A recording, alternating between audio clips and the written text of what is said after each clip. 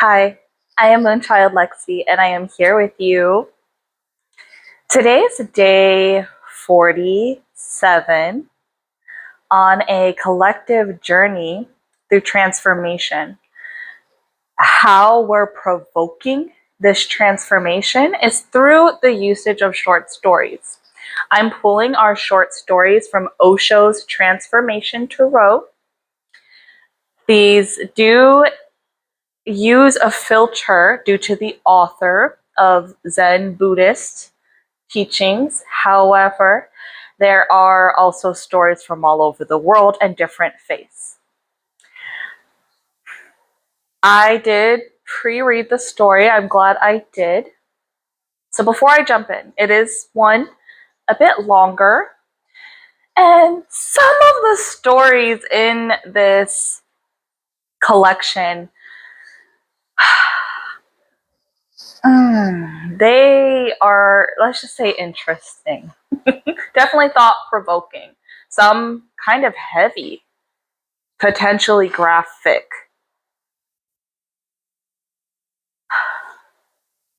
I, today, this beautiful day, have also just been having to play this out in real life right now, as sometimes the energy or the weather of the day is unexpected. And we have to take it moment by moment. That saying of making lemonade out of lemons is what's coming to mind for the energy right now. I almost debated recording. However, I want to be consistent here right now with us all, as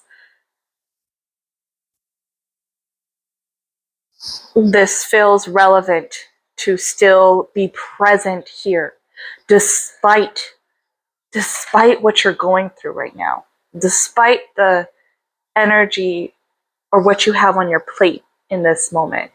What you choose to do with this information is within your ability. We cannot control many things in this life, many things. As a matter of fact, sometimes it just feels like life is happening at you, to you. And we're just surviving and responding and reacting and barely making it.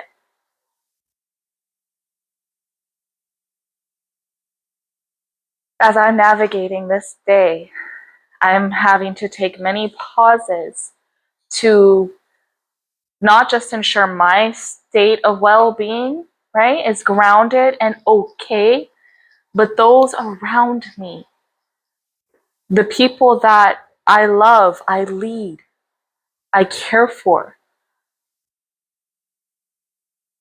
are needing me.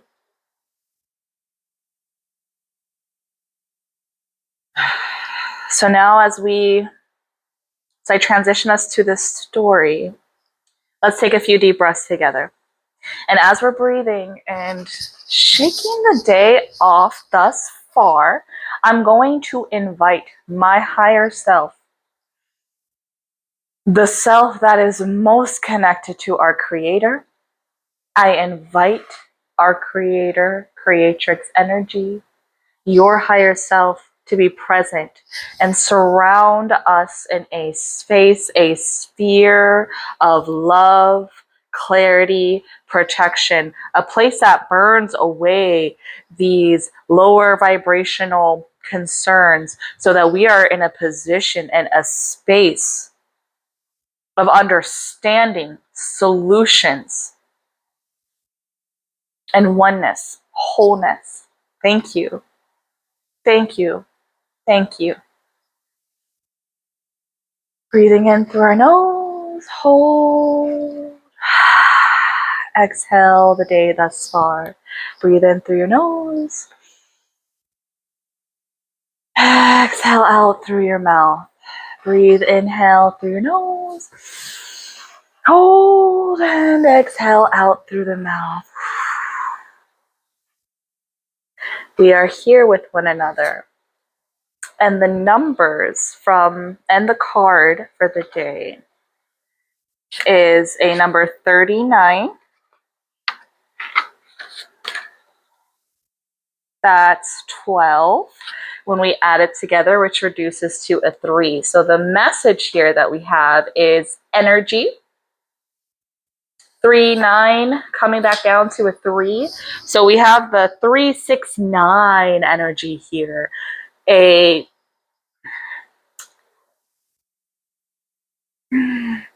point of creation and a point of ending. And the image here, it appears to be Buddha. And a conversation occurring here. As I shared, it's a longer story. So let's jump in, and then we can talk a little more.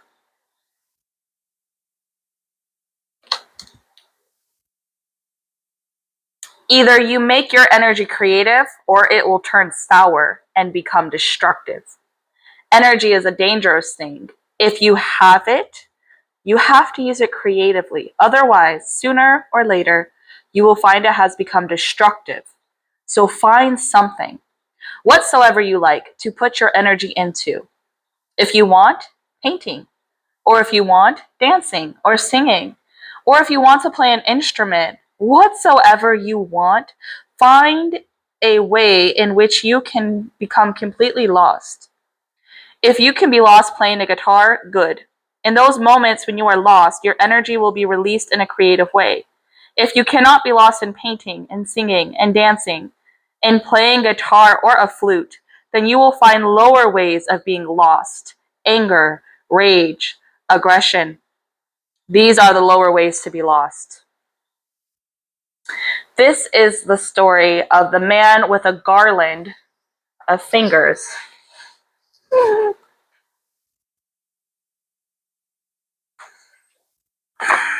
Gautam Buddha initiated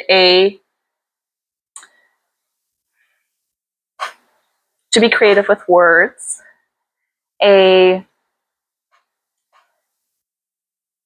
someone who took people's lives. And em'd are my placeholders. Gautam Buddha initiated a person who took people's lives into sannyas, and the person who took lives was no ordinary individual. Rudolf Hess is nothing compared to him. His name was Angulimmo. Angulimmo means a man who wears a garland of human fingers. He had taken a vow that he would 1,000 people. From each single person, he would take one finger so that he could remember how many he had and he would make a garland of all those fingers. In his garland of fingers, he had 999 fingers. Only one was missing. And that one was missing because his road was closed. Nobody was coming that way. But Gautam Buddha entered that closed road. The king had put guards on the road to prevent people, particularly strangers, who didn't know that a dangerous man lived behind the hills. The guards told Gautam Buddha, that is not the road to be used. This is a place where Angulimmo lives. Even the king has not the guts to go on this road. That man is simply mad.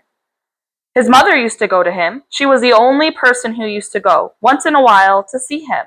But even she stopped. The last time she went there, he told her, now only one finger is missing. And just because you happen to be my mother, I want to warn you, if you come another time, you will not go back. I need one finger desperately. Up until now, I have not em'd you because other people were available. But now nobody passes on this road except you. So I want to make you aware the next time, if you come, it will be your responsibility, not mine. Since that time, his mother has not come. The guards said to Buddha, don't unnecessarily take the risk. And do you know what Buddha said to them? Buddha said, if I don't go, then who will go? Only two things are possible. Either I will change him, and I cannot miss that challenge, or I will provide him with the one finger that his desire is fulfilled. Anyway, I am going to pass one day. Giving my head to Angulimala will be at least of some use. Otherwise, one day I will pass, and you will put me on the funeral pyre. I think that it is better to fulfill somebody's desire and give him peace of mind. Either he will end me, or I will end him. But this encounter is going to happen. You just lead the way. The people who used to follow Gautama Buddha, his close companions who were always in competition to be closer to him, started slowing down. Soon there were miles between Gautama Buddha and his disciples. They all wanted to see what happened, but they didn't want to be too close.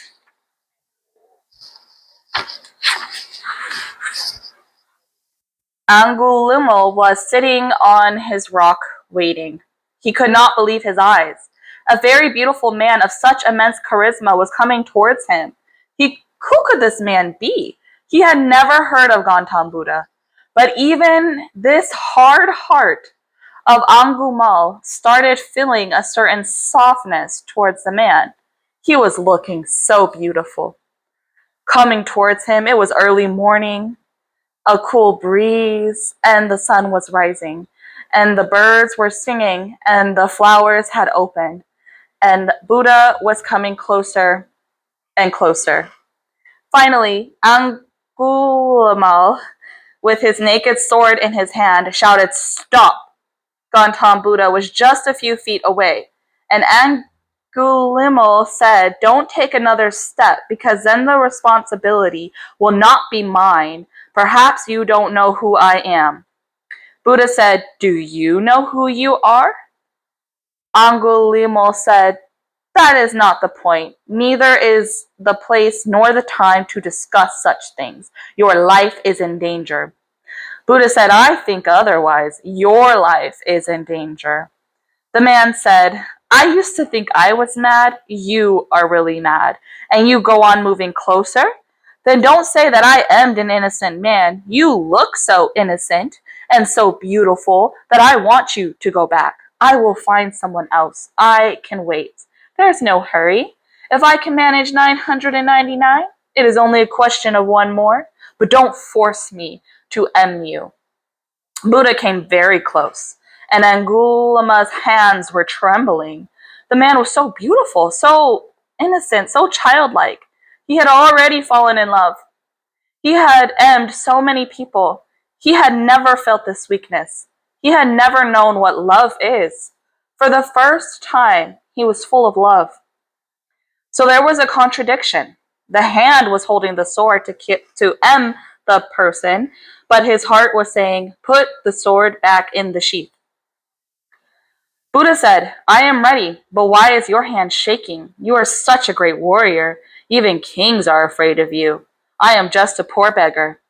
Except the begging bowl, I don't have anything. You can end me, and I will feel immensely satisfied that at least my passing fulfills somebody's desire. My life has been useful. My passing also has been useful. But before you cut my head, I just have a small desire, and I think you will grant me that small desire before ending me." Before passing, even the hardest enemy is willing to fulfill any desire. And Angulimala said, "What do you want?" Buddha said, "I want you to cut from the tree a branch full of flowers. I will never see these flowers again. I want to see those flowers closely. Feel their fragrance and their beauty in the morning sun, their glory." So Angulimala cut with his sword a whole branch full of flowers. And before he could give it to Buddha, Buddha said, "This was only half the desire. The other half is, please put the branch back on the tree." Angulimala said, "I was thinking from the very beginning that you were crazy. Now this is the craziest desire. How can I put the branch back?" Buddha said, "Well, if you cannot create, you have no right to destroy. If you cannot give life, you do not have the right to give death to any living thing. A moment of silence and a moment of transformation. The sword fell from his hands. Angulima fell down at the feet of Gautam Buddha, and he said, I don't know who you are, but whoever you are, take me to the same space that you are in. Initiate me. And by the time the followers of Gautam Buddha had come closer and closer, they were all around, and when he fell at Buddha's feet, they immediately came close. Somebody raised the question, don't initiate this man. He is a person who takes lives. Buddha said again, if I don't initiate him, then who will initiate him? And I love this man. I love his courage. And I can see tremendous possibility in him. A single man fighting against the whole world. I want this kind of people who can stand up against the whole world. Up until now, he was standing against the world with a sword, and now he will stand against the world with a consciousness, which is far sharper than any sword. I told you that an M was going to happen, but it was not certain who was going to be M'd. Either I was going to be, or Angulimo. And now you can see that Angulimo is M'd. And who am I to judge?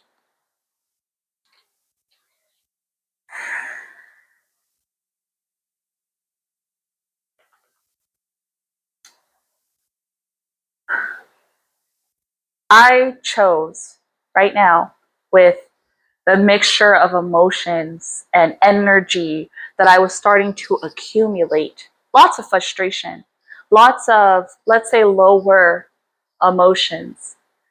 And I decided to discharge that, for example, and come here to share this story with you all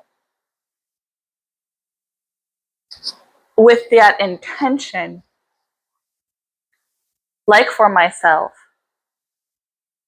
to have a new understanding, a new way of participating with the events and circumstances of our lives. And with that, I'll leave this here. Please like, comment, share, or subscribe, and subscribe, as a matter of fact, if you'd like to be notified the next time I share a message like this. And until then, much love.